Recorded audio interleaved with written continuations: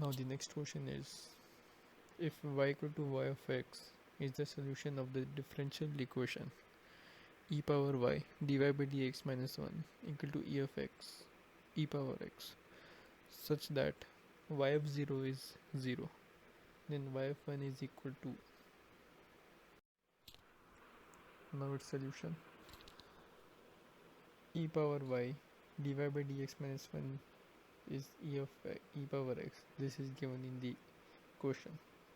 From here we can find that dy by dx is equal to e power x minus y plus 1. Let x minus y equal to t.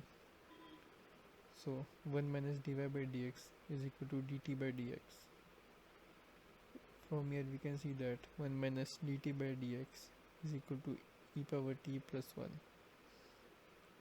Therefore minus e power minus t dt is equal to dx. Integrate both sides, we will get e power minus t equal to x plus c. Therefore e power y minus x is equal to x plus c. So e power y minus x is equal to x plus 1.